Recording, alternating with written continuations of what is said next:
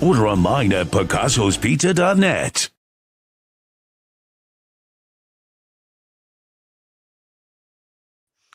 What is up, everybody? Welcome to this Trainwreck Sports podcast, where we are here to pay the bills. We've earned one more victory podcast this week, looking for another one on Saturday. Jake Micah here, joined by Mike Bunt, Mike Partham, Carson Hayek, as the Bills went into Jacksonville, went into Duval County, got the win, 27-24, a Josh Allen game-winning drive in the postseason, which is the first in his postseason career, I believe. That stat came.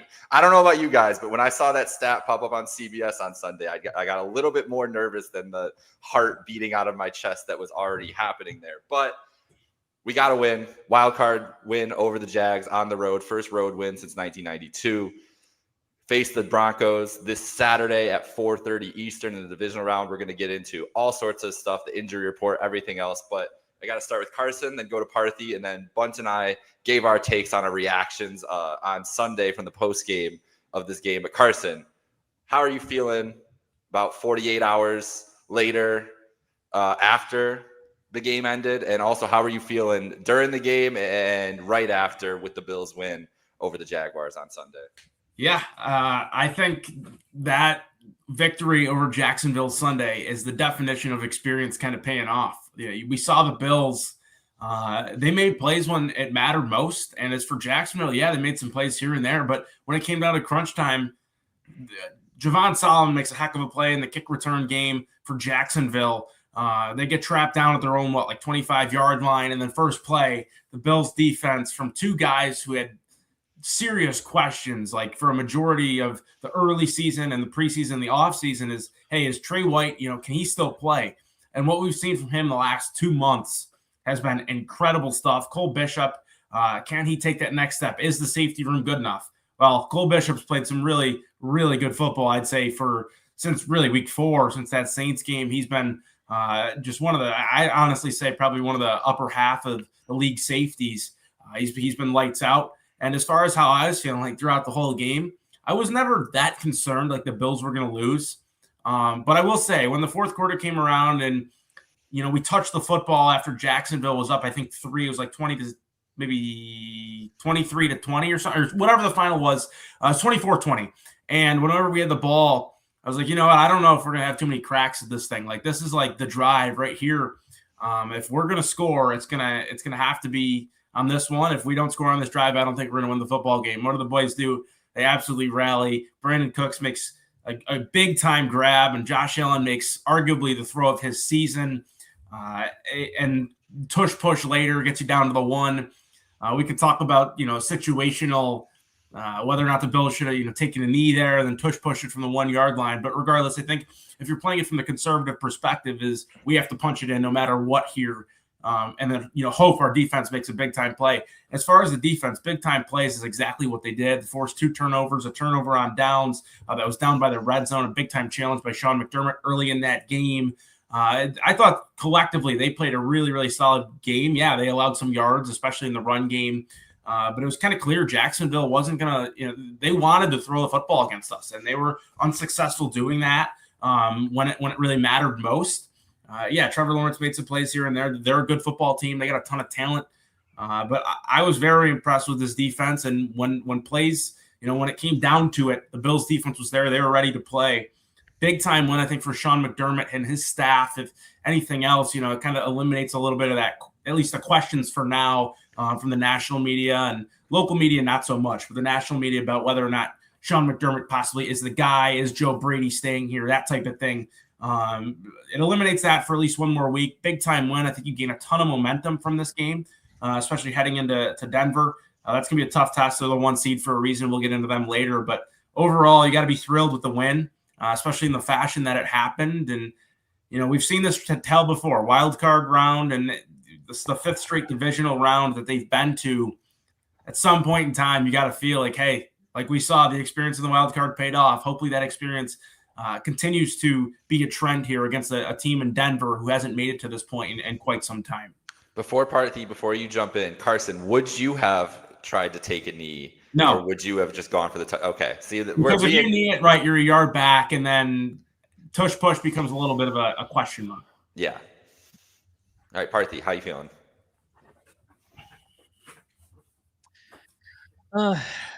Every time I seem to go into the playoffs and the Chiefs are on the horizon, it's like, okay, give us to the Chiefs and then maybe I'll feel something.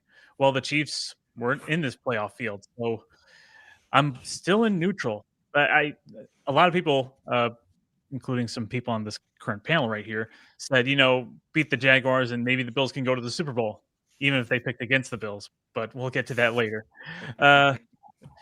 It was a back and forth affair, and there were different times where I thought, okay, the Bills got this, and okay, they're going to blow it. Obviously, that's sad about Josh not having had a game-winning drive in the playoffs with under 3 minutes, under 2 minutes, whatever the case may be. We say at the beginning of every season, would you take Josh Allen with the ball in his hands with X amount of minutes to go down by one score? And in previous seasons, I would have said yes, but as the seasons have gone by and those scenarios have popped up and they haven't come through, I would say, no, I want to be better than that. I want to be in a better position than that. I want to be up by 2 scores with 2 minutes to play, all our timeouts, and the ball in Josh Allen's hands then. But Josh Allen gutted it out, and he didn't just gut it out as far as making plays. He gutted it out physically. I mean, how many ways can you try to take this man apart? He was basically the Black Knight from Monty Python's Holy Grail, just cut off his arm, cut off his leg, hit him in the head, just about a scratch, just about a flesh. So that certainly, from what we heard in the interviews, inspired a lot of his teammates to keep pushing forward, which is what they did on that particular tush push. Wasn't that Tyrell Shavers got into that, even though he had a torn ACL? Yep. Am I correct in that? That's crazy. I didn't think about that just blows my mind. It and says a lot about what you can do on a torn ACL, but obviously as a wide receiver, you need to go down the field and make cuts. So it's a little bit more essential in those particular areas of football. And Torrance just lifted him up apparently and just carried Josh like a child. So and we need to give all the flowers to Trey White, not just for the game-winning deflection. I think there was the first drive of the second half for the Jaguars. He had not one but 2 passes defensed, possibly consecutively, or maybe within like 2 or 3 plays of each other. One was on 3rd down near the goal line, which cost them at least 4 points because they got a field goal after that. And so, I would nominate Trey White for a defensive player of the week at this point. One other thing I want to get to, because it's probably not going to be in our list of things to get to, ultimately because the Bills won, so we don't have much to bitch about. But had the Bills lost this game, there would have been a certain call at the end of the first half that we would have been calling it out. And I would have, in particular, been calling it a chicken call right That's the most chicken call I've ever seen. That is the most chicken call I've ever seen. I mean, first off, when they snapped that ball, it was already at 0. And it takes at least like 1 second to drive that ball into the ground. So that's even a minus 1 second time. But not only did they give them the 1 second, they didn't even call them, on a false start or an illegal formation for not even being set. They called Joey Bosa, was it, for being offside? Which he ran into the referee who was in the way. Right. Even worse. So after all that and all this hype about Cam Little, he can hit it from 70 yards, blindfolded, going backwards or something like that. The Bills can't even barely get a kicker on the field. And what happens? He can't even make that clutch kick, and our kicker makes all the kicks he needs to make. So go figure, huh? But I think with the exception of the Houston Texans, the Bills' toughest challenge is behind them. Not to say that they can't possibly lose to the Broncos or maybe the Patriots down the road. But I think this is a very battle-tested team already in the playoffs, and I think they're well-equipped to go forward, with the exception of maybe the wide receiver room, which we would have called into question before. But now it's not just a matter of talent, it's a matter of personnel. Yeah, a lot of good things right there from you guys. I was impressed with the win. Obviously, I picked Jacksonville to pull off the game last week, and I thought it was a true 50-50 game that could have gone either way, but I went with the Jags because I didn't know how the Bills were going to respond on the road. Obviously, so far this year, earlier in the year, they had some tough moments, but they responded well in a huge way. Everything you could have asked about this team, they surpassed my expectations. The defense had a quality performance. Did they dominate? No, but they came up with timely stops when it was needed. 2 interceptions. They had a 4th down stop. In these playoff games, it's more about situational stops than it is really how many yards you allow in a game. Getting the stop on 4th down kept it a 1-score game. If they fall behind 14-3, that changes the entire way the Bills play going forward. And maybe that puts a little pressure on Josh to be Superman. And maybe he changes what he does going forward. Instead, they get a stop. I do agree with you that the end of the first half sequence was a complete joke by officiating. And the one thing that kind of bothers me is, so they're chatting it out. And I don't know if they're talking to New York at that point or if they're just trying to talk out what they saw. But there's certain moments where they're allowed to get help, and then there's certain moments they're not allowed to get help. And what bothers me in that type of moment is I don't know if there is communication or not, but that's a moment where the NFL needs to chime in and like make sure they get it right. Like, I understand. And it's not like they're busy with other games at that point, right? Yeah. So there's no excuse for getting it wrong. And I know what the refs are saying there. They're saying that they're claiming Jacksonville was set and that the center started moving his hand. Not that he snapped it before 1 second, but he started moving his hand, which means if they were set and he moved his hand with 1 second and the Bills were offsides, that is grounds for a penalty on the Bills. Keep the 1 second on the clock, and the clock stops until you snap it. I understand all of that logic. My problem is this. They weren't set. So it doesn't matter that the center moved his hand with 1 second because they weren't all in position for the snap yet anyway, which means it should have been a false start. Because if they aren't set or something, some type illegal formation. Yeah, illegal formation. So the refs, they overthought it. You see the clock ticking. You see the Bills players down on side. Now, my only issue is this. I don't know if there's players that like were late getting up, but how did the Bills defensive players not know to get back quicker?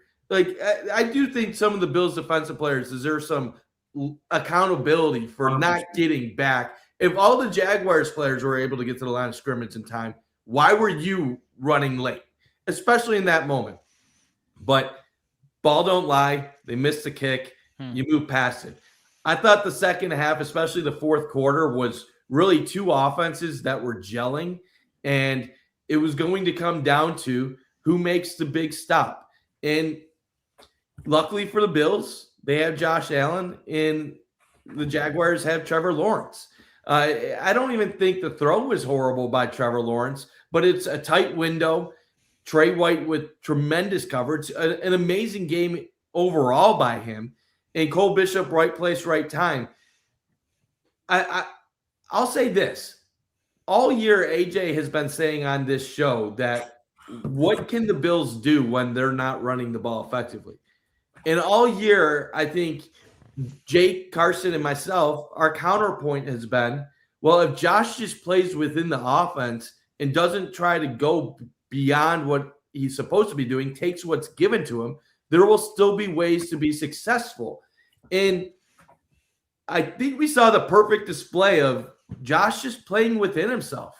He didn't force anything. And yes, at times it was frustrating not seeing more success out of the offense. But you think about it. Josh was taking the underneath throws, but there was also things open in the intermediate parts of the field. Brandon Cooks has been a huge addition to this team. And when you're defending it, this is the thing.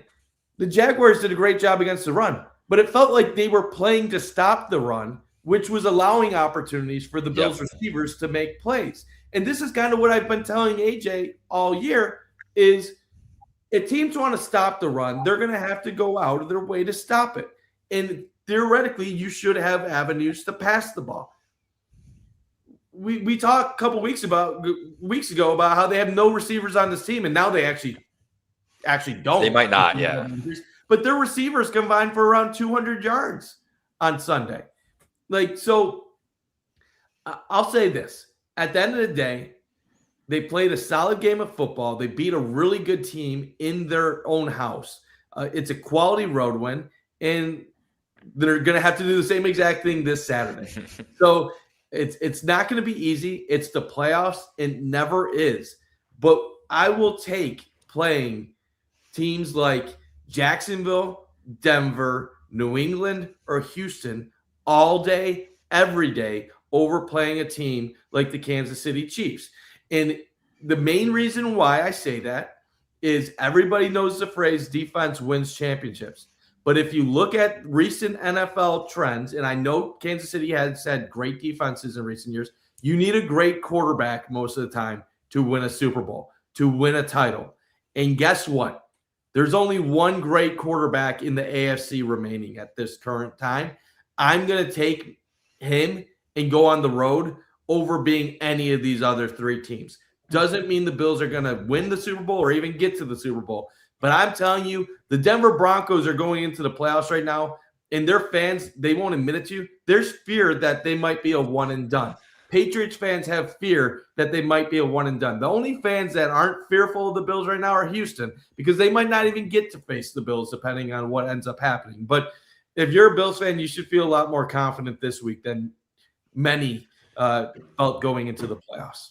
I think what you just said is the biggest point that I wanted to touch on that you guys haven't yet about this game, and when I've been reflecting on how it felt going into the week, right? Like, I never felt really nervous going into this game like years past, even last year going into the Denver game a little bit, like not nervous just because probably what Parthy said, like knowing that the boogeyman is down the road at some point, and like watching the, Chiefs, if they were in a wild card game a couple years ago, like when they were playing the Dolphins a couple years ago, like actively rooting against that team because you're terrified of them, right? Like that, I wasn't doing that Sunday night with the Patriots and Chargers. I was like, all right, let's see what happens. So same thing last night. Like, all right, let's see what happens. But I think you could see it. And I think that's where, Carson brings up the playoff experience. Parthy brings up not having the Chiefs in this field. Bunt brings out the fans being able to be more confident with it. I think the play, like Allen specifically, but just the calling on that experience and the composure and calm that team played with, there was no helter-skelter Bills at all. There was no sugar high Josh Allen. There was no sugar high defense. Like, there are a couple big pop plays here and there, whatever. It was a great football game. It was a heavyweight bout. It was blows back and forth. The Bills never felt out of it. They never felt like they were putting their heads down. Like, there was never a point where they felt like they looked like they were out of it, right? That they like got knocked off their kelter. They just kept, and they've been saying it all year, don't blink, right? Like, don't blink, don't blink, don't blink. And to the point where it's a cliche. It's annoyed me a little bit hearing it over and over again, because they definitely have blinked in games this year, but they didn't in this moment. And it felt a lot different. And maybe we've seen this from Josh Allen before, but it just felt like the composure was there for 60 full minutes. And I've been talking about it on this show the last couple of weeks. Like, they're not a 60-minute team. They're a 40-minute team. They're a 45-minute team, whatever else. They were a 60-minute team. They needed all 60 minutes to get this win over a great team on the road in the playoffs. But they did it. They strung everything together and stayed within it. And I just think that level of composure from coaching staff down to the players and everything else, from what we saw them prepare last week, heard from them, and going into that game, was just a completely different level than what they've been in years past, where they've really felt the pressure. Maybe it is, maybe going on the road is a good thing. Like, you're on the road, you're not at home hearing all the noise, you're not driving in, you're not at home all weekend, going to Wegmans on Saturday night and seeing fans or something like that. You're not driving in, seeing all the chaos of Bills fans and everything else, and feeling the nerves in the stadium. Like, you're on the road, you're on the plane with your guys, you're staying overnight with your guys. It's just you and your teammates against the world. It's you and the coaching staff against the world, everybody else this whole run. I don't know. It just felt I don't want to say focused. I don't want to say like they've been unfocused and unprepared for these playoffs. Like, they made the AFC Championship game last year and had the chance to win late. Like, they were clearly ready and focused, but it just felt like, maybe it is just the experience, but they were able to call back on that and not flinch and not blink during an entire playoff game where they needed every little bit of energy and effort from that team to get that done against a great team. And they pulled it out, and I never felt, I don't know, like I was nervous. Like, trust me, Heart was literally like beating out of my chest in that fourth quarter. I think Palms that's were just sweaty. natural at this point. Palms were sweaty, but I never wasn't confident that they could get it done.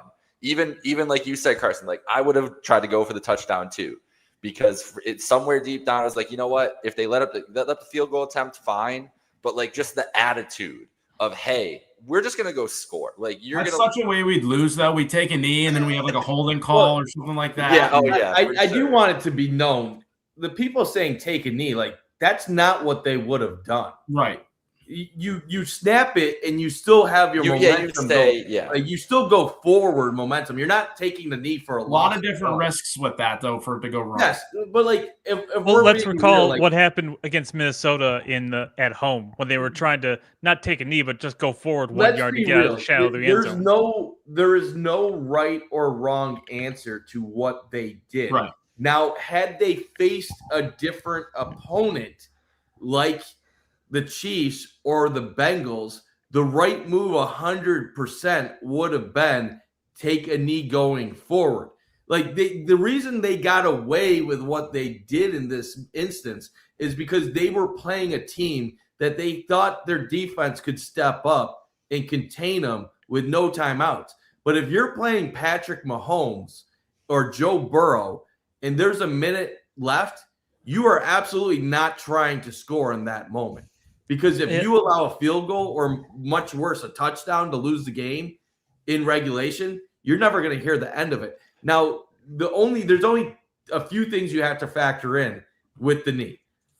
With Jacksonville having no timeouts there, the fear is, what if you bobble the snap? Yeah. What if you have a guy offsides or you take a dumb penalty and then next thing you know it's 2nd and goal from the 5, or you obviously Jacksonville on 2nd down and 3rd and goal will try to stop you because at that point there's not enough time. They need to get the stop. There's no other way for them to win. But yeah, in this moment, you can make a point either way. Now, I do want to say something to what Jake just said. You mentioned pressure, and I've heard Nick Wright refer to the Bills stepped up with the pressure on them.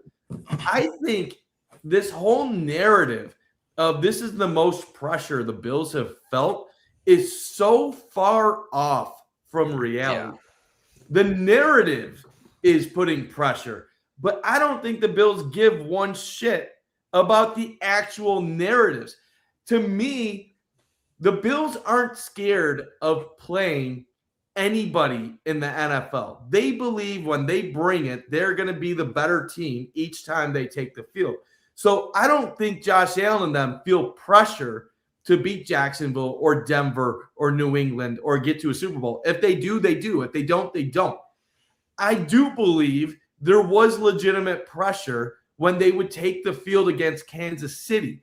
And the reason why I say that versus a game like this is when you see teams making inexplicable mistakes that they don't normally make, that is normally the result of pressure or anxiety or being worried about something in a moment or another team doing something to force your hand.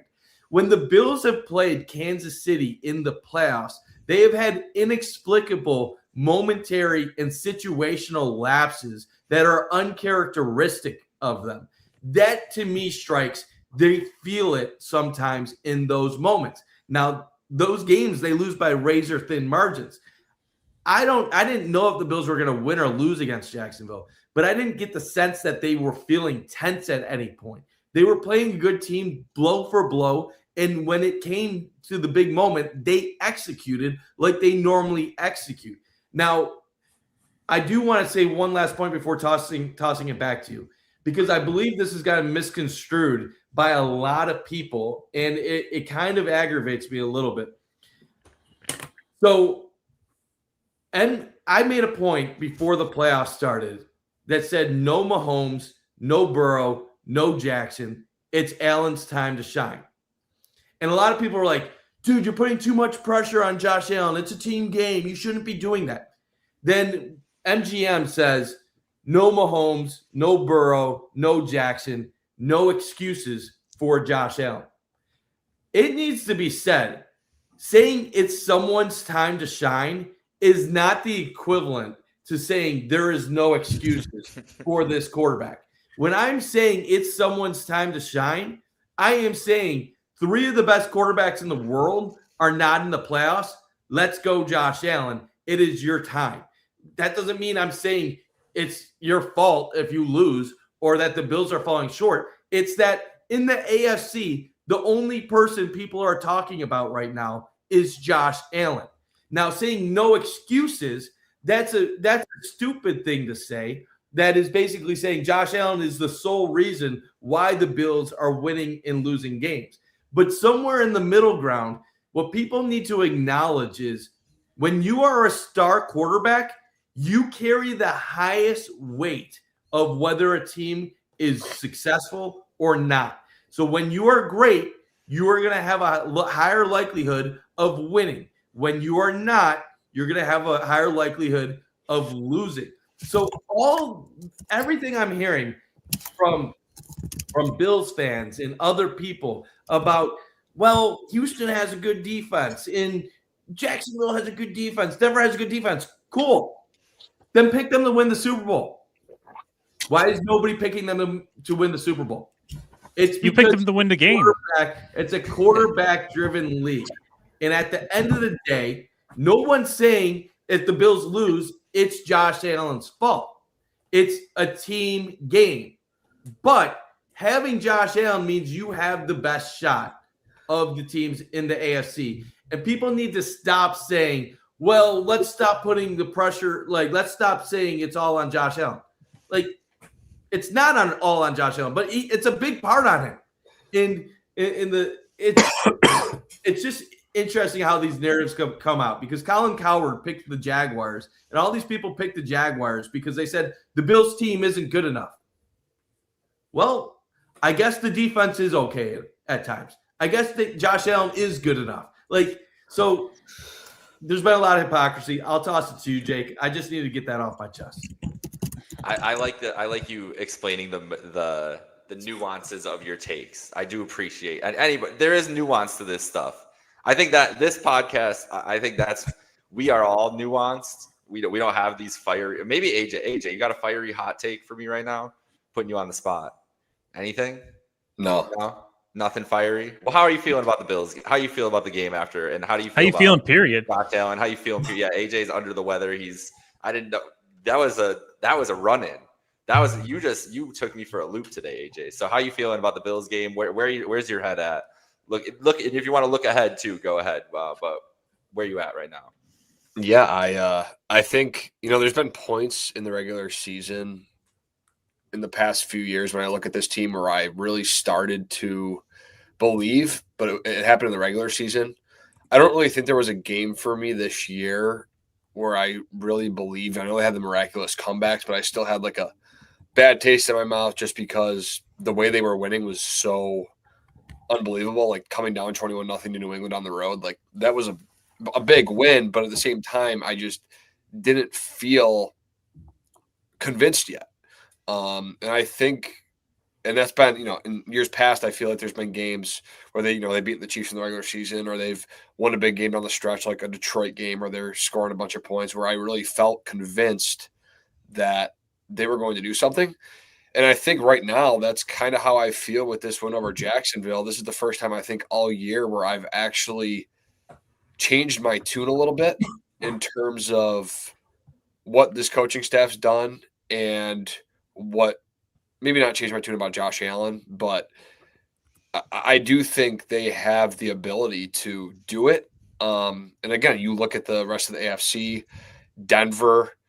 I went through the schedule today with Mike on the phone. I mean, nothing really shocked me. Like I don't think I've been down on Denver all year. They've been a team I've kind of overlooked all season just because I think their quarterback is just kind of that average guy that has played well in the fourth quarter. And, they have a lack of weapons and run game. And then you look at the opposite side of the ball, their defense, very talented, led the league in sacks.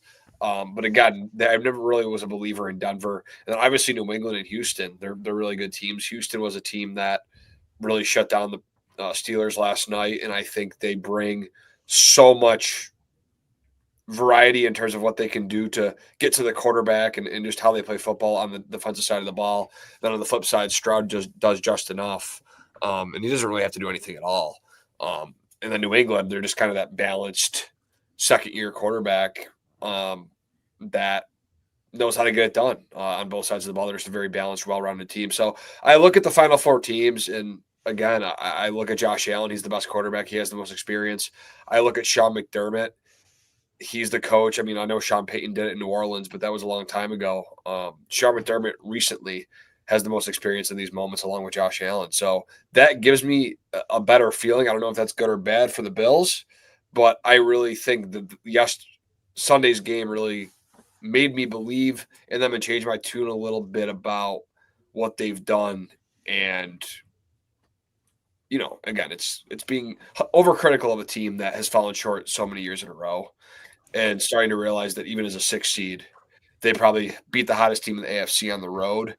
And both the offense stepped up when it mattered and the defense. I don't know if I've ever been able to say that in Sean McDermott's tenure, that the quarterback showed up when it mattered and the defense. So I think that was the most complete game on the road. They broke a curse of losing playoff games on the road. I feel much better about this squad going into Denver than I did about 4 days ago. I think that's fair. We do have a Broncos fan in here who's mad about the average guy comment about Bo Nix. Same touchdown. Listen, man, if you've been watching Bo Nix all year and watching Josh Allen and think they're the same quarterback, I don't know what to tell you. As a Bo Nix hater, I will put my hand up. I've been a Bo Nix hater since he was an Auburn Tiger, even before the Oregon. You days. don't believe? I do not. I do not. I believe in another Bo, not this Bo Parthy. This is. This is not the week that I'm turning on my take that Bo Nix is a fraud. Like, I'm not doing it in the divisional round. So I will be the biggest anti-Bo. There will be some Bo Nix slander coming from Jake's account sometime this week. Carson, you also got a question. Let's address this comment too, Jake. They gave up 8 sacks with the Bills' right tackle dealing with back spasms. He shouldn't even have been playing with what he was dealing with. And then Deion Dawkins was diagnosed with a concussion. So yes, they allowed 8 sacks with their 2 best offensive linemen not being anywhere close to 100%. And yes, a lot of that was on Josh Allen too. But let's not act like every game is the same. The Bills are going to try to run the ball against Denver. If they had success running the ball, you're not going to be in 3rd and long situations where you can send everybody and get to him. So that's going to play a huge part in this. The Bills' run game is what runs their offense. So if you want to control the Bills and get sacks, you're going to have to slow down the Bills on first down. Way easier said than done. A lot of times when the Bills play good pass rushing teams, that's when they have their best rushing games of the season because they neutralize good pass rushes with a good run game. The problem with the Texans game is the Bills fell behind by double digits, and then things fell apart. The Texans, surprisingly, had a really good first offensive half. Let's see what the Denver Broncos offense does, because if the Bills are playing from ahead, they're going to run on you guys, and it's not going to be 3rd and long, 3rd and long, 3rd and long. So there's a lot of context that's involved. Not saying the Broncos won't get a lot of sacks. They could. But hey, if they get 8 sacks, depending on what happens. If they get 8 sacks, more power to them. Then you did it. You did your job there. Whatever it is. Carson, I'm only going to ask you this in jest, and then I'll actually pass it to you for something here. Are you a Romeo Doubs guy? I've basically been, some games unwillingly, I've been forced to watch a majority of Packers games, if not all of them this year. Just the setup we have at college. I'm a Romeo Doubs guy. I do. Oh, you are actually? Okay. I do. I think he could fit into like your textbook Buffalo Bills wide receiver room right now. Like, I don't think they primarily use, like, yeah, Khalil Shakir, he's kind of their main guy along with Kincaid, right? But they love getting everybody the rock early. The Packers kind of do a very similar thing. They don't have a true, like, number one, I guess you could say. They have a similar offense to us. Romeo Doubs, I think, is another guy who busts his tail when it comes to blocking. He does things with clear out routes really, really well. They scheme things up for him at times. Really versatile receiver. Get him in the slot inside, gadget guy. Like, yeah, I'd love for Romeo Doubs to possibly be a guy here. I know the Packers. Could we get him this week? Yeah. We got, what, 3 guys healthy right now. There's a chance we might be seeing Steven Gosnell or Christian Wilkerson possibly make a debut. Depends on Curtis Samuel's injury. But, Jake, I don't know if you have a follow-up question for that. If not, I can kind of go on here about the wide receivers. But No, my follow-up question was going to be about the receivers because we got – right now it is Khalil Shakir, Keon Coleman, Brandon Cooks. And Curtis Samuel was a full participant in practice. Thank you, Parthy. So likely he's going to be good to go. So yeah, one of those guys probably gets elevated, but that's the group. I mean, who would have thought Keon is going to have an outsized role? Well, that's the only way that we surmise that he would even, see the field again. Is one or two guys would go down with injury. It's just so many have gone down that now he's actually going to probably start. It's crazy. Two ACLs in one game is nuts. That is absolutely like. First of all, we did briefly talk about it, but Tyrell Shavers, like, I haven't heard of a dude playing through an ACL tear for a full half of football is absolutely absurd. I know Cover One, they did some good work. They looked at his lone target in the second half, and you could tell the dude had a really, really hard time getting in and out of breaks and trying to run. But it doesn't matter with him. Like, he just is a lunch pail type of guy. Does a great job stock blocking. Set the tone on the opening, maybe first or second drive when we were backed up on a screenplay. Does a great job for Khalil Shakir. Gets him an extra 10 yards down the field. And at the same time, we saw that 7 to 5 yard curl route that he ran absolutely filthy at the top of his break.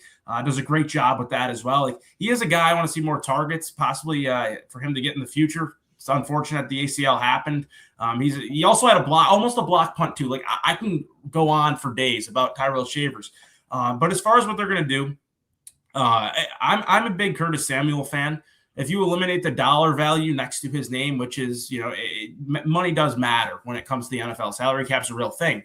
But he is a player that I'm a big fan of him. I think you can use him in several different ways, whether that's outside, inside. Like, he's kind of a Walmart Romeo Dobbs, in my opinion. He's a great athlete. We saw what he did against Denver last year. Like, he's good for one or two big time plays a year when it comes to plays that matter most. We saw a touchdown catch last year on the mesh combination against KC in the AFC championship or conference championship game. That was a big time play. Like, he still is a guy that, to me, maybe they used a little bit of a phantom IR type of thing with him if he's practicing full. But he's a guy that can inject some life into this group. And as far as maybe that fifth wide receiver that they're concerned about, I'm not exactly sure what they're going to do. Wilkerson and Gosnell are the guys right now, along with Mecole Hardman. I think Hardman's probably your obvious call-up. But at the same time, like, he could inject some life into your punt return game. It's now to the point. I was listening to Steve Tasker talk about this. AJ, I see nodding your head right now. No, the guy, when he does catch punts, and when he does, he's pretty darn good at returning. Just the counter to that is it's a when he catches punts. He's not a very reliable guy back there. It's kind of the reason why he's been, this is his fourth or fifth team around the block. He struggled with ball security. We saw it against Tampa. Dude can run faster than pretty much anybody on the field. It's just there's certain things with ball security and logistics that make concerns. But yeah, I think that's probably going to be your 5 you roll with. Hardman, again, another guy who can be your gadget guy. Maybe they throw him in there for 4 or 5 plays as an actual wide receiver, try to take a shot down the field. But as far as Parthy was talking about with Keon Coleman, I think this is a game where Keon's just going to have one of those days where, think about this. Like, this is a really big game for if he's possibly going to, I know it's kind of a crazy stretch because this is his second year, but if he's going to be on this team next year, he kind of has to have a game where at least he does something of note, whether that's, have a big block that sends maybe Cook or somebody else free, whether that's maybe a touchdown grab at a big time moment. I think Keon's going to get a decent, shot to prove his moment here. He had a nice catch, but that was about it against Jacksonville. He did his job, and that's all you can really ask for Keon. But if they're able to provide the wide receiver group, that is, if they're able to provide the level of play that they were able to play at against Jacksonville, and I get Jacksonville kind of showed some different looks at times too, and the Bills schemed some things for them really, really well. But if they can have the game that they had against Jacksonville, this could be really dangerous. Pat Surtain is an absolute he's shut down, one of the best in the game. Riley Moss kind of is a liability though on the other side, and that's why I think whoever's on Riley Moss, whether that's Cooks, Shakir, I bet they're going to try to get looks on him using some motion at different times. Coleman, that is a big question mark for this Denver defense with Riley Moss on the opposite side of Pat Surtain. We'll have to see how the Bills treat that and try to maybe scheme some things towards his side. But as far as the wide receivers, definitely shorthanded this week, but I still think, and I'm still confident in the guys that we have right now, especially those top three, that they can get the job done when they're called upon. Well, does anybody have Elijah Moore's number handy? Are we going to have? Are we going to give Drew Gear from Rock Bottle Report a heart attack when we hear the name Laviska Shenault once more? But the bottom line is, you mentioned Pat Surtain. Brandon Cooks, who's been a late season addition, has come on recently. Apparently, his chemistry with Josh is starting to improve. Now, the thing was, with this receiver core, they were so mid across the board that if you had a shutdown corner, who were you going to shut down? It was like, player's choice or something like that. Now, if you want to say that Brandon Cooks is going to be the deep threat, you put Pat Surtain on him, and you can put really any bum you want on Keon Coleman at this point, and everybody else can just key on, not to make a pun there, on Khalil Shakir in the short game and the screen game. And then what are you left with at that point? Curtis Samuel coming through with plays? I don't know. It's shorthanded in talent and in manpower across the board. It worries me. But to that point, Denver's strength in the defense is their rushing defense, because they're second. We just faced the first-ranked rushing defense in the league, and they effectively shut down James Cook for all intents and purposes. Now we're going to face the second-ranked rushing defense in the league.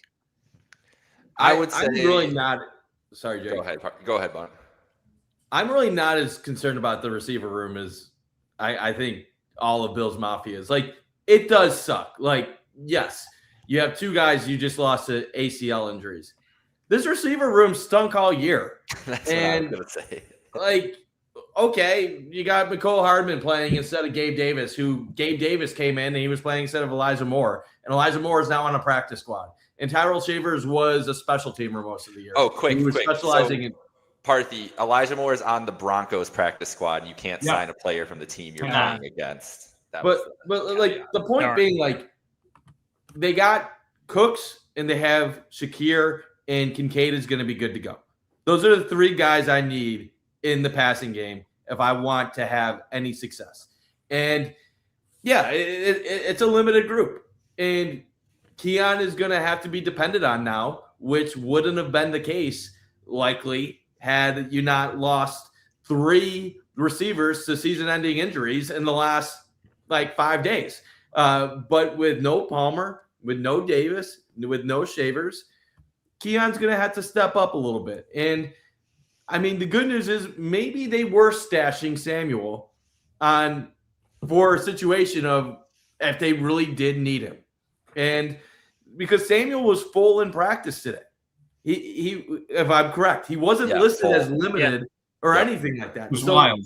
So maybe this was a true stash and wait till. Seems like he was a little healthier than they were giving him credit for. It seems a little bit like that could have been the case.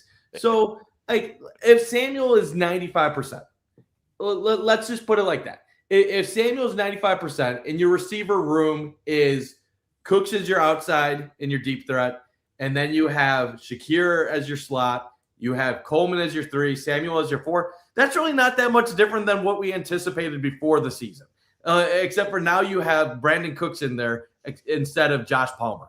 So it really isn't that far off. You have your tight ends, you have your running backs. I know it's not ideal, but the other thing I want to say too is the injuries. Everybody talks about the injuries, and even beyond the receivers. This is not. I don't feel as bad about how this team is banged up as opposed to previous years. Like last year, you're going up against Kansas City, and your cornerback, who's having an unbelievable year, and Christian Benford goes down, and you're playing Kyer Elam. That to me is a concerning injury because you didn't have anybody else that could defend the weapons on Kansas City at that point in time. When you're talking about like Terrell Bernard being down, I'm like, okay, so what? I'd rather have Shaq Thompson out there anyway. When we're talking about some of the guys we're talking about, they're injuries that I think the Bills can get through. And yes, Josh Allen's banged up, but he's been banged up for the last month, and he's going to play through it, and he's going to still be very productive. So, like what I pay attention to is how healthy is the offensive line?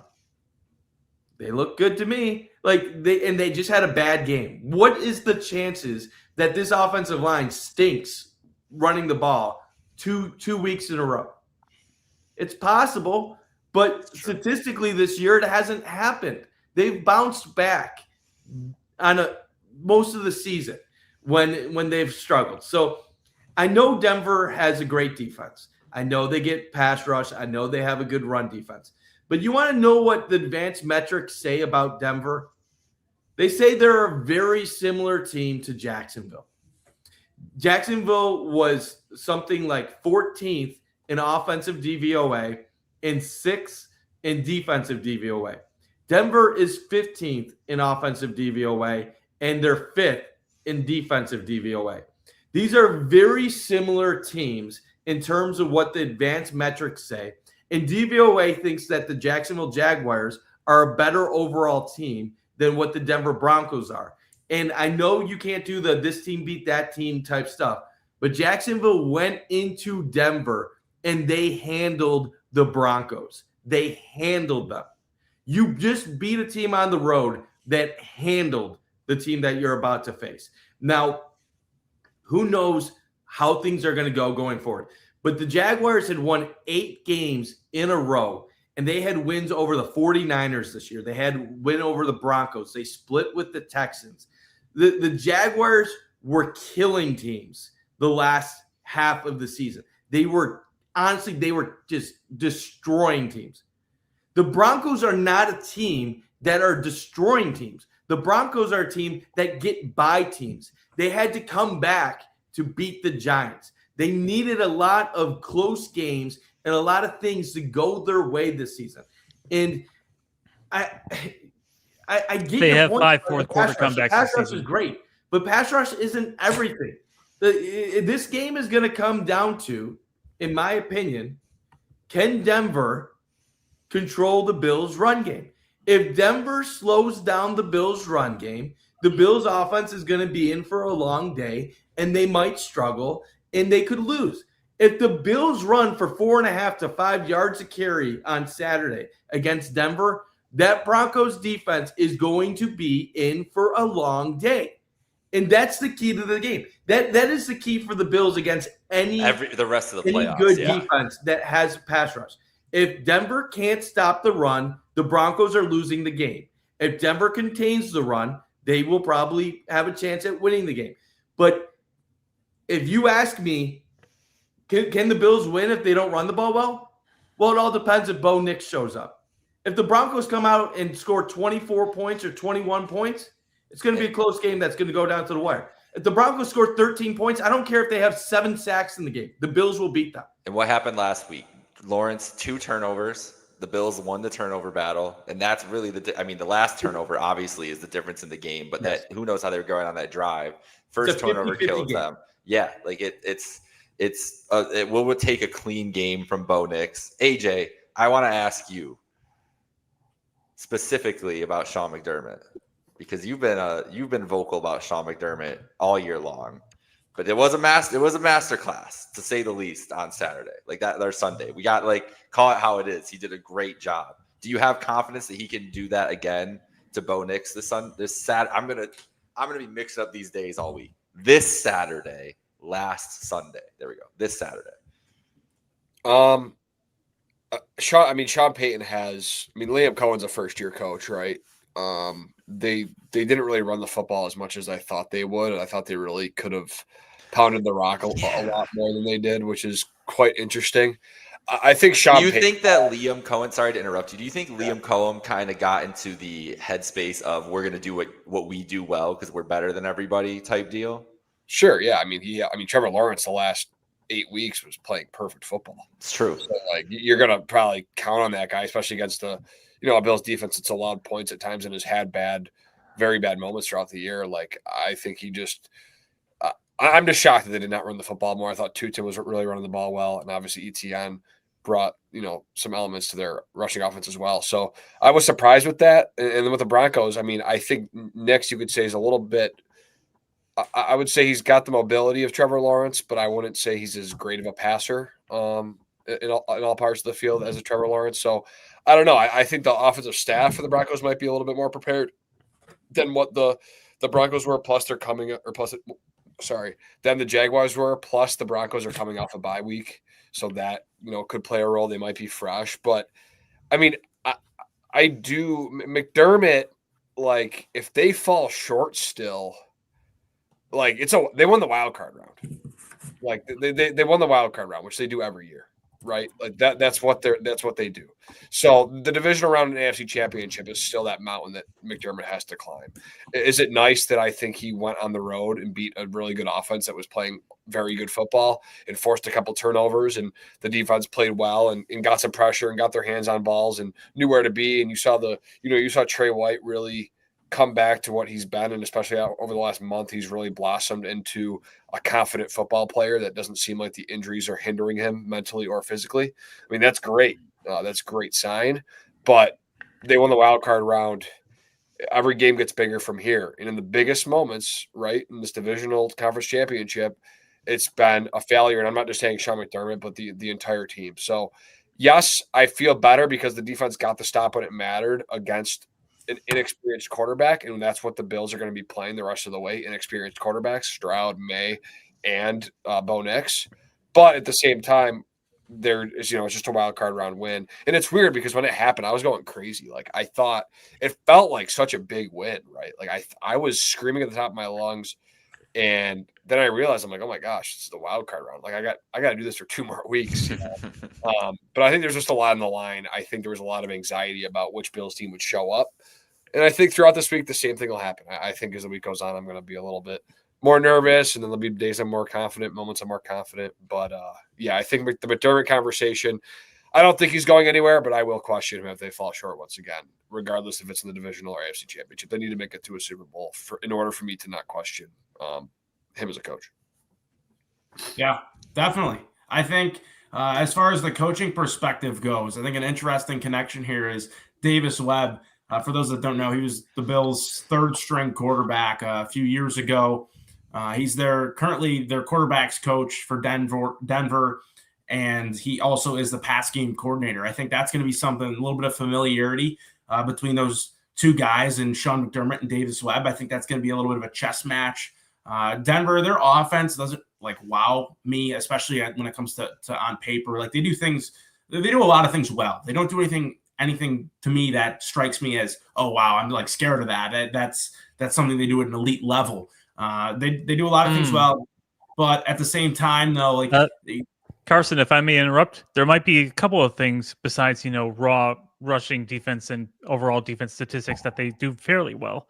I did say that they do a lot of things well, not elite though. Well, the Denver Broncos are first overall in red zone defense, and on third down defense, they're ranked second. I'm talking offense. Okay, I'm sorry.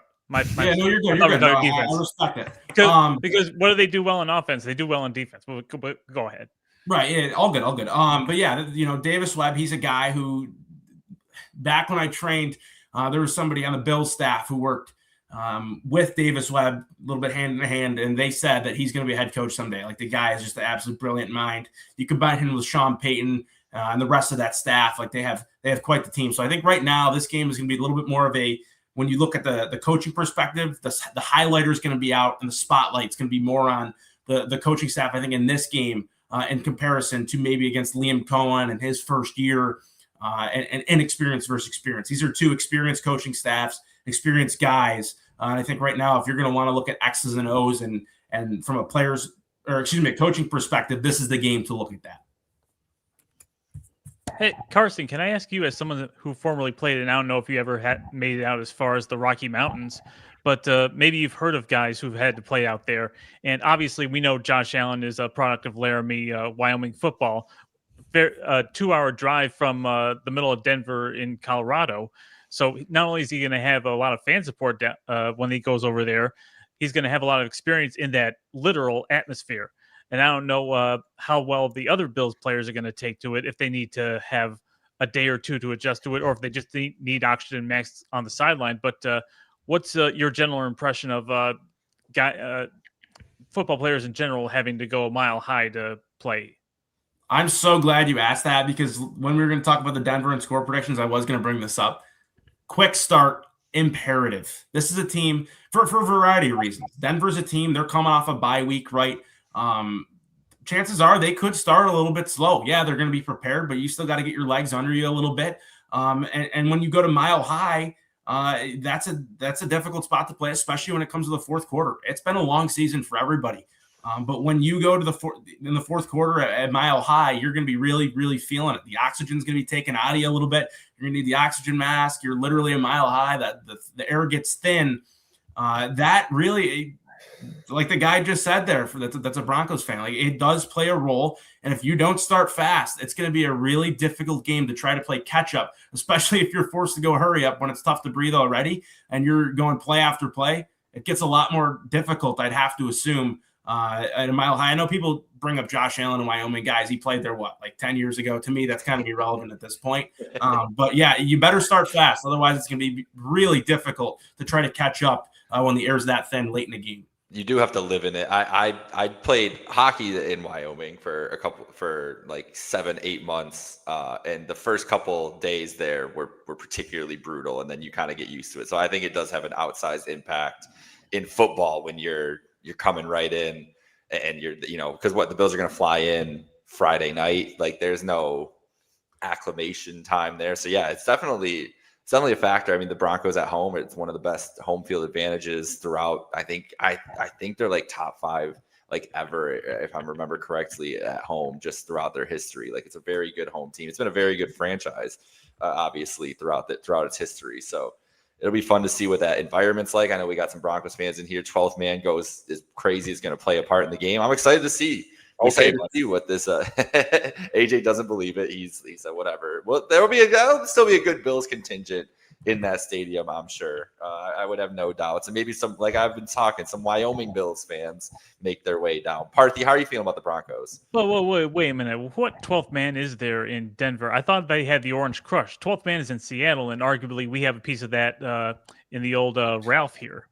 So I don't know why they're calling it 12th man, but everybody's got it. Yeah, they have it. Yeah, regardless. How do you feel about the Broncos in general, Parthy? They don't scare me like the Jaguars or maybe Houston would as a future matchup. The defense looks to be formidable enough, but I don't know if it's just smoke and mirrors because of teams that they've played. And maybe I need to take a relook at the schedule. But their rushing defense is not infallible. They've given up 143 yards to Washington, 119 yards total to the New York Giants. They're not impenetrable. Like we were talking about Jacksonville this week, they haven't even allowed a 75-yard individual rusher and allowed 85 yards per game total. And the Broncos defense isn't that far behind them as far as pure rushing defense goes, but they have had one or two bad games. So you can, especially with the top rushing attack with James Cook, if the Broncos don't sell out to stop James Cook, which I imagine should be their strategy, especially with the depleted receiver core of the Bills as it is right now. They don't, like I said, they don't scare me, but especially in that literal atmosphere, and especially with them getting a whole week off while the Bills get banged up physically and injured on the injured list and in their minor injuries that they have to take care of, especially in Josh Allen's case. And with these 5 fourth quarter comebacks, which I imagine are partially due to the atmosphere up there and teams starting to wheeze by the third or fourth quarter, you can't count the Broncos out in the fourth quarter. The Bills are going to have to finish them by at least a couple of scores. I got a lot of thoughts on the Broncos. I'm just going to be real. Go ahead, Bunt. They're not a 14-3 team if you look at the numbers. They're not. And that's something that their fans, some in the chat, might get upset at me. The Broncos, like, credit to them. They're similar to what the Chiefs were last year. A team that won a lot of close games, that had a very good defense, that makes you believe by their record that they're better than what they actually are. Make no doubt about it. If this game was in Buffalo, most people would be picking the Bills to win by a touchdown. It's the fact that this game is in Denver, that they had to bye, and that the Bills are hurt, that are why there's so much doubt in this game. The Bills score 28.3 points a game, and they allow 21.5 points a game. They have a point differential of 6.8 per game. The Bills win by 6.8 points a game. The Broncos, on the other hand, score 23.6 points, and they allow 18.3. They win by 5.3. The Broncos, in their last, let's just go through the schedule. Their last game, 19-3 victory against the Chargers backups. The game before that, 20-13 against the Kansas City Chiefs backups. Chris Oladokun. The Broncos haven't had a game against legitimate starting NFL caliber players since December 21st. They have gone 3.5 weeks without playing a meaningful football game against a legitimate starting team. And that is not their fault. But the Bills should try to pounce on them early in this game, because those guys have not faced anybody the caliber of the Bills in nearly a month. And we saw in the college football playoffs what happens when you have one team that played 1 week and you have another team that's had off basically 3 weeks. Last 2 years, 7 out of the 8 teams that had the extended bye got eliminated. The only team that hasn't was the best of the best. But in college football, the metrics supported that Indiana was the best of the best. In the NFL, the metrics don't support the Broncos being the best of the best. The Broncos are 14-3, yet their DVOA says they're the 7th best team, I believe, in the NFL. This is not some team that is near the top. They are. I'm going to pull it up just to make sure. It's not an infallible 1 seed. Yes, they're number 7 in DVOA, and then the Bills are right behind them. The Bills, I believe, are number 9. These are 2 teams that are equal. If you go on Pro Football Reference, Pythagorean expected win-loss, the Broncos' expected win-loss record based on their cumulative stats is 11-6. The Bills, 11.2 and 5.8. The Bills have a better quarterback.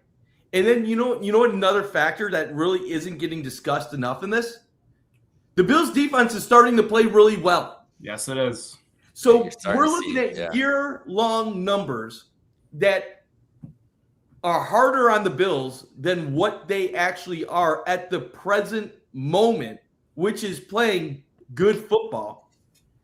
And then we're looking at year-long numbers for the Broncos that elevate them because they got off to a good start and that they've played some bottom-level quarterbacks. Let's be real. If you're playing Mahomes the second last week of the season, and Vegas Trojans football fan, like, I get it, man. Run. You know what statistically is happening with teams in the second half against the Bills in close games? They abandon the run. Because you know what teams are afraid of? When Josh Allen takes the lead, they're then afraid of the Bills and going against the Bills running the ball. And it's shown tendency-wise, teams start trying to pass it. The Bills are the best second-half team in football. So if the Bills get off to a strong start in this game, the Broncos are going to be in it. It's going to be tough, man. I'll say this. This game could go either way. But if the Broncos want to win the game, their best chance is by letting the clock run, hoping it's a low-scoring game, and hoping this is a 20-17 game. Because if the Bills are able to get points on the Broncos defense early, can Bo Nix keep the Broncos in a higher scoring game? And the answer so far, as of late, has been no. And the Bills secondary, and this is the other part that doesn't get discussed enough. So, yes, we know the Bills' run defense stinks. But they happen to have the number 1 pass defense in the NFL, according to the yards allowed per game in the past. Now, that doesn't mean that advanced metrics say they have the number one secondary or anything like that. But the point of it is this. Advanced metrics do think they have a top 10 secondary. If the Bills get ahead and they're facing an average Broncos offense, do you think the Broncos are going to continue running the ball if they fall down 10 early? I don't even know what the Broncos would do in that scenario. Like, I don't know what the Broncos offense looks like when they have to turn into like quick fire. We got to get they beat Philly 17-3. They're the best fourth quarter come from behind team in football. The Broncos have been great in fourth quarters, but that is not a recipe for continued success. Just because you've done that 5 times doesn't mean you're going to do it a 6th time. The Chiefs were the best one-score team in football until they went 1-5 in their first 6 games in one-score games this year. So there's certain metrics that you can prove are more based on luck that are not as carry over. I'm telling you this. The Broncos can absolutely beat the Bills. But for the Broncos, winning this game comes down to shutting down the Bills' run game and then forcing them in long situations where they can get pressure on Josh Allen. If Josh Allen gets a clean pocket because they are running the ball effectively, the Broncos are going to need their offense to score 25-plus points to win this game. And then that brings up a different conversation about the Bills' defense shitting themselves against a very average offense. But, let's be real. If the Bills run the ball effectively in this game, they should absolutely win the ball game. Yeah. I think when I say that, I mean the Broncos having to run that fast pace, their comeback offense, I think plays into exactly how the Bills want to play them. And the way the Bills have played with their disguises, like you're seeing a lot of it from people watching that tape from Sunday as much as anything. The disguises from the defense and everything they're doing. I don't think Nix is going to have an easier time than Lawrence had against it. Maybe Sean Payton will have an easier time scheming for it this week than Liam Cohen, just more experience, everything else there. I don't know, man. I just think it's a thing that plays. I just like the way this matchup plays into what the Bills' strengths are besides the run defense. But here's what I will say. This is from Thad Brown earlier today. Last week's 11-17, the Broncos defense is 17th in EPA per play and 24th in EPA per run. They faced 6 of the top 12 offenses in EPA play per year, or 4 of them were in that 6-week window of those games. So the last 6 weeks of the season, they played 4 elite offenses and did not produce. That's been something that I've heard people talking about the Broncos the last couple weeks, even before the playoffs started. The defense was showing some signs of slipping around and everything else. So I don't know. Like I just don't think. I think that the Broncos' strengths play into what the Bills want to do too, and it's just there. I don't know what the Broncos, unless if they can stop the Bills' run game all day long, like you've been saying, but yeah, like that's one of the things they can do. I don't know what they can do to affect the Bills and get them out of playing the Bills game that they want to be in. And I don't know if the Broncos can beat the Bills in their type of game. I don't know what the type of Bronco is. If a Denver Broncos game is just we have to come back in the fourth quarter, then I'll take those chances with the Bills. But hey, maybe the Broncos and Bears are just going to make the Super Bowl and just have the most improbable runs to Super Bowls ever. And then neither team will want a lead in the first half in the Super Bowl. They'll be trying to Jake, trail. Can we bring up some of the comments too? I haven't missed the last couple. I'm sorry. They're saying how the Broncos have the best O-line in football. And yes, I know you have 2 really good linemen and that you have a good offensive line. If you have 2 All-Pros on your offensive line, then why is your quarterback only throwing 25 touchdowns on the season and you're scoring 23 points a game? Because if you have the best offensive line in football, your quarterback should be killing it out there. So if he's playing like Trevor Lawrence, your quarterback sucks if you have the best offensive line in football. So that's a point that you're contradicting yourself. Josh Allen's got sacked 40 times, but yet he has 39 touchdowns. So, you ask, but we're going to get pressure on Josh Allen. Yeah, even when Josh gets sacked 7 times in a game, the Bills still find a way to normally score close to 20 points, which is what your season average is 23. Okay. I'm not getting worked up. I do this on the show every single time. Just a quick fact check. Bo Nix has 30 touchdowns in the season. Total, Josh Allen is 39. So Josh had 39 and he didn't play the last game of the year. where he probably could have stat padded and thrown for 5 touchdowns if he wanted to. But the point of it is this. The Broncos are a good team, but don't think that numbers like sacks matter. They don't. Points allowed is what matters. Points scored is what matters. Situational moments matter. The Broncos are a good team.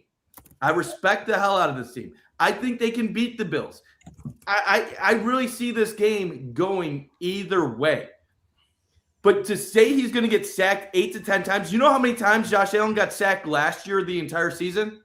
14 times in an entire season. He has the same offensive line he had last year, Broncos fans.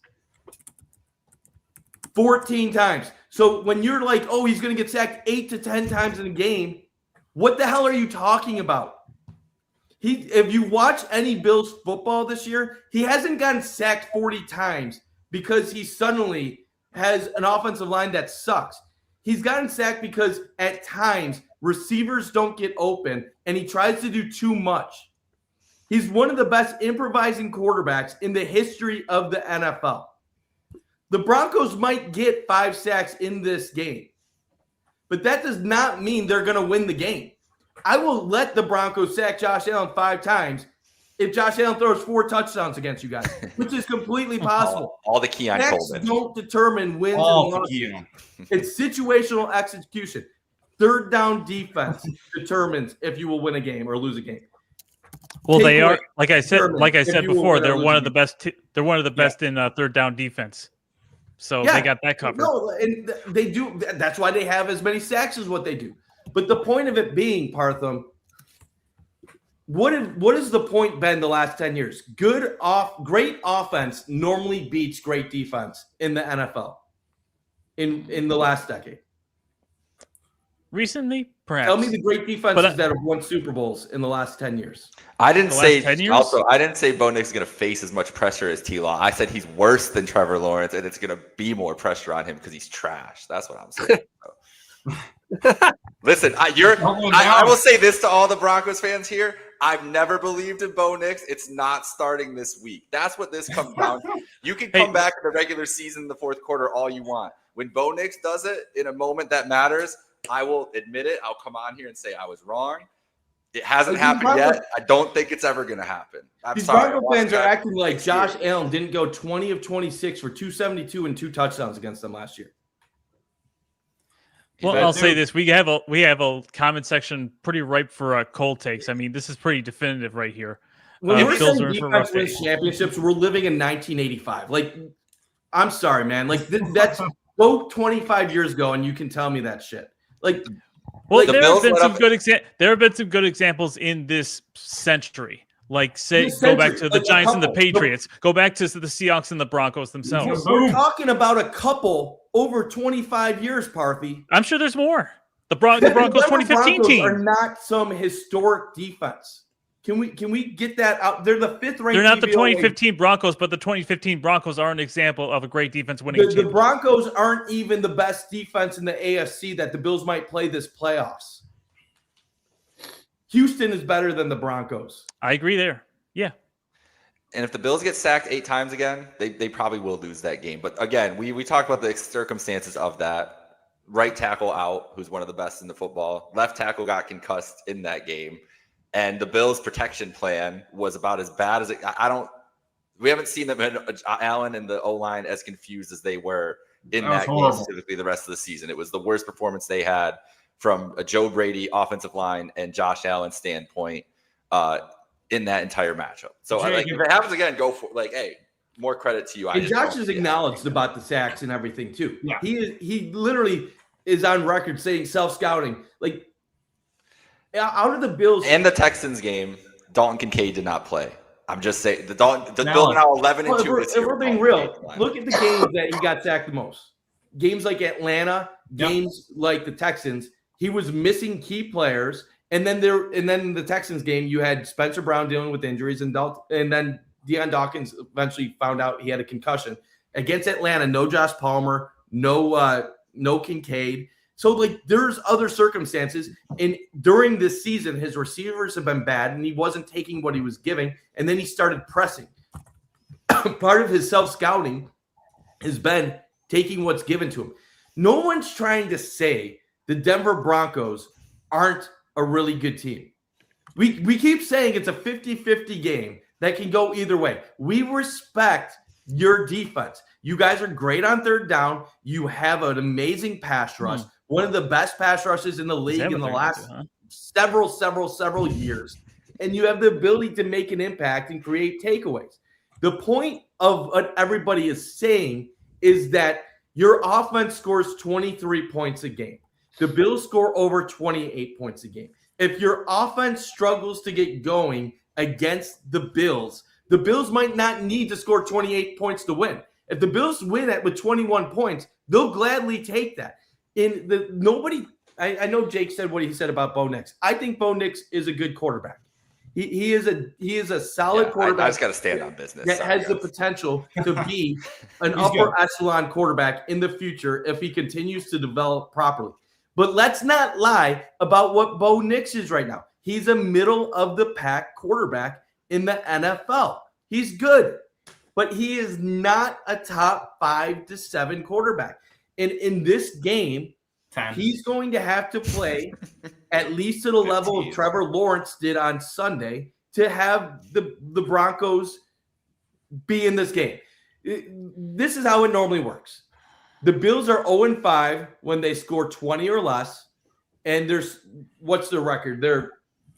I'm trying to think. It's 23. That's the threshold. They're undefeated when they score 23 They're undefeated when they score 21 or more. So it's really simple, Broncos fans. Either find a way to be the 30% that shut down the Bills offense, or you're going to lose. Shut down the Bills offense, you will win. Let them go off, you will lose. And the thing is, everybody talks about the Bills defense being so bad. And yes, in DVOA, they're 20th defensively, or they were around 20th. They were 12th in points allowed per game this year and 7th in total yards allowed. So everybody wants to talk about metrically, they're not good. But the Bills have the best point differential in the NFL over the last 6 years. And they still had a great point differential this year. Because at the end of the day, the Bills have a high floor, low ceiling defense. It's very consistent. The reason why they go in nickel all the time is because they want you to run the ball against them. They allow you to run the ball against them. So people are like, well, this run defense stinks. Well, no, the Bills' run defense stinks. They have a 190-pound cornerback as their third linebacker on 70% of their defensive plays. They stink. They normally have 220-pound linebackers. But guess what changed if you watch the Bills over the last month? Shaq Thompson's now at linebacker. And the run defense has improved a little bit, while the secondary has done much better. We can't analyze us. The Packers and Cowboys are at home, bro. I'm sorry. Also, Cowboys don't count. I mean, they're a JV defense. And you want to know something, too? Everybody talks about the Bills' offense like, oh, they're not that good. They're not that good. Yeah, compared to previous years, they're not as good as what they were. The Bills' offense is 4th in DVOA.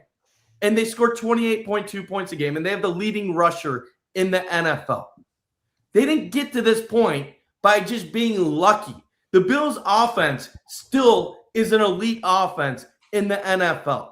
And they've done it against a lot of other elite defenses and good teams as well over the years. So this thought that, like, oh, the Bills are going to face the Broncos defense and they're going to be intimidated is crazy talk. Maybe Josh Allen will have a horrible game and he'll throw 3 interceptions and he'll get sacked 7 times. That's entirely possible. But do you realize, Bronco fans, you're going up against Nix too. You're going up against statistically the best statistical playoff quarterback in the history of the NFL. He doesn't have the wins. He doesn't have the championships because the Bills have faltered in situational moments. Josh Allen praise. But it's like, I don't get it. Like, I'm sorry. We got to stop with this simplistic shit. The rage bait. So why didn't you win Yeah, 14 they know. games? I Well, know. because you played a different schedule than the Bills. And because teams execute in certain moments. The Bills won 12, you won 14. That's great. That's like if Ohio University in the MAC goes 14-0 one year and they beat 12 teams that are in the bottom 10 in the country, and then the Ohio State goes 10-3, but they beat 3 top 5 teams, that Ohio University is better than Ohio State because Ohio State lost 3 games. Spare me the crap. That's stupid. Now, I respect what you're saying, and I respect these counter arguments, but the point of it is this. These are even teams. This is a 50-50 To match. say that to you, Bunt, the It's spread has flipped twice today already. The Broncos were favored this afternoon. The Bills are now favored again tonight. Football Power Index on ESPN gives the Broncos a slightly more than 50%. It's like a 51% chance, and it gives the Bills just under a 49% chance. It's a coin flip. It can go either way. And I guarantee you it's not going to be because of somebody had one extra sack or something this. It's going to play out the way it plays out. And if Bo Nix comes in balls, then the Broncos are going to have a great chance at winning. If the Denver Broncos defense balls, they'll have a chance at winning. But if Josh Allen plays like Josh Allen typically plays, the Bills are going to have a great chance at winning. In no stat that is pulling up numbers against random opponents from October or November is going to make a damn difference in a game in the middle of January in Denver.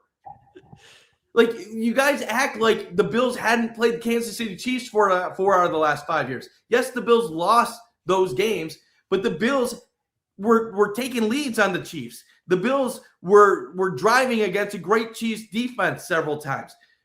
The Broncos are not the Chiefs. You are not the Kansas City Chiefs. You are nowhere near the team the Bills have been facing in the playoffs 4 out of the last 5 years. You're not even in their ballpark.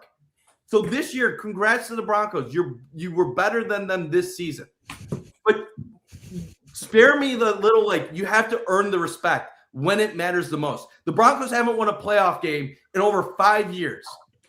Spare me the whole, like, you had 60 plus sacks this year. If you win the game, congrats. But let's be real. Whoever wins this game is going to have a lot of material and receipts to pull upon. You guys are back. Let's just say that. Arthur, I don't care. Like, either way, if the Bills win, great. If they lose, shit, it sucks. But it's not going to be because of these stupid little points like, oh, the Broncos won 2 more games. Mike, did you know the Bills have never won a Super Bowl? It's Breaking news, everyone. Actually, that's a good point. Because the Bills have never won the Super Bowl, they should be underdogs in this game. All right, we're going way too far down the road here. I think it's a 50-50 game, so it's going to be interesting to see what all our predictions are. So shall we get to that? I agree. Parthy, you lead us off. What's your pick?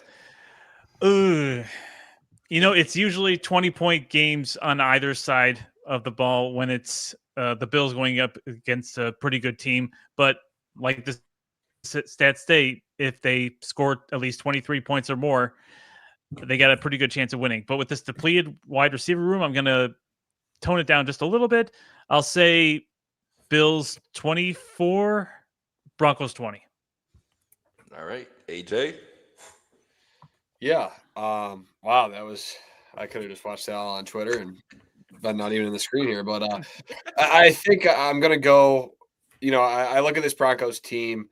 I think sacks do matter. I think they can get pressure on Josh. And that's going to really be the telling thing is how this Denver Broncos defense performs and if they can affect in kind of getting Josh's head a little bit or if Josh is able to settle in.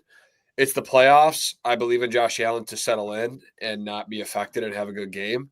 And I don't believe in the Broncos offense with the way the Bills defense is playing to play turnover-free football and for Bo Nix to, make the play when it's needed. So with that said, I'm going to go Bills 21, Broncos 20. I think it's going to be a nice low-scoring game in Bills terms, and it's going to I think the Bills are going to squeak one out and head to the AFC Championship. Yeah, I think, again, we talked about it. A quick start's got to be mandatory against this team. Bills have been a little bit, I don't want to say sluggish is the right term when it comes to the first half, but they're definitely a second half team that makes, solid adjustments throughout the game that that carries some weight to their success in the second half. They're not going to be able to get away with that this week. First half, they're going to have to come out and leave everything out there, plain and simple. They're going to have to play a full 60-minute effort. Yeah, sure. But I think the first half in this case is definitely a lot more significant when you're playing a team that possibly could have some rust. And you're also playing a team that, is a mile above sea level. You're going to be feeling a little bit more, and you're already banged up as it is. I do expect this game, though, to kind of feel almost like the first half against the Jags a little bit. Teams are going to feel each other out a little bit. It feels like every down is a fight just for each and every single yard, and it almost feels like teams are okay with punting for those first 2 to 3 drives. With that said, Parthy brought up the red zone and the defense, or third down defense for Denver. That's crucial. Bills are going to have to keep the drive alive, and they're going to have to punch it in the box when they're in the red zone. Unfortunately, though, I don't think the Bills have enough to take this one here just by narratives. I think Denver, this is their game. This is their statement game. I do think they make that statement. Bills are a little shorthanded. They've been shorthanded throughout the whole season. But I like Denver in this one, 27-21. Wow. Good pick, Carson. Good pick. Somebody had to break it because I bet we're going for a sweep here. Good pick. I have not picked against the Bills. I refuse to, and I won't do it today. 24-17. The Dronix-led Broncos are not touching 20 points to this Bills defense. I do think the Bills struggle at times offensively in this game to string drives together, but I think they get enough big plays from Allen. I think Cook has a better game this week. I would be shocked to see James Cook under 50 yards again, back-to-back weeks. So I think he has a better game this week. I think they get the run game going against this defense and control it a little bit. Physical matchup. I think the Bills out-physical them. 7-point win. You know what? I really do appreciate Vegas Trojans football 50-47 tuning into the show. And I do agree. Like, sacks do matter. When I said sacks don't matter, I'm saying they're not the end-all be-all. You can have 50 sacks, but if you allow 30 points, that doesn't mean shit. And I know football too. I got friends that coach in college, and I was a sports anchor. I know football very well. And it really is sad because, you know what? I saw your prediction here. You said Broncos 24 to 20. And you know what? I picked the Jaguars last week. I said if the Bills beat the Jaguars, that they were going to go to the Super Bowl. And I like to be a man of my word. But after learning about the sacks and the third down defense that the Broncos have, and that they have the 12th man in Mile High, I think I'm going to have to back away from my word, and I'm going to pick the Denver Broncos 24-20. This has got to be satire. Are we for real? Is this a rib? Come on. This is not a rib. This is Come crazy. on. I'm picking the Broncos. The Bills win. After all the shit you talked to the chat, you're picking the Broncos. Okay. That's what I think. You You guys all think like I'm getting shit in the comments from Broncos fans because I'm just speaking some truth. And then we're going all the way. You said if the Bills beat the Jaguars, you're picking them to win the Super Bowl, and then you picked the Broncos. You think I'm stupid, Jake? Jake, you think I'm stupid? I just wanted some Twitter clicks. Unbelievable. So it is a rib. I'm a man of something's a rib. I don't know what is, but I'm an entertainer. Oh, give it up. Call me Mike Nick Wright Bunt. I got nothing to say. Good job, Broncos fans in the comments. You convinced Mike Bunt to be a Broncos believer. Hashtag bullying works. I don't think he was coming in. Maybe he was. Maybe he duped us all. We'll find out. Thank you, everybody. Thank you guys seriously for in the comments, Broncos fans. We loved it. We love the support here. It's all in good fun. I don't wish you luck this week, but I wish you luck in the future of your franchise. And we got a playoff game coming up. So for Carson, for AJ, for Partham, for Bunt, Jake, Micah, signing off. Shout out to our sponsor, Picasso's Pizza. Get your Picasso's Pizza in Western New York and anywhere nationwide at picassospizza.net. Look at this is what I was waiting for. Yes. Let's go. That's a man who's picked against the Bills this year, who's not doing it today. Oh, he said, "Look, I was trying to be nice. You don't need the luck. Fine, no good luck. Fuck that. Go Bills."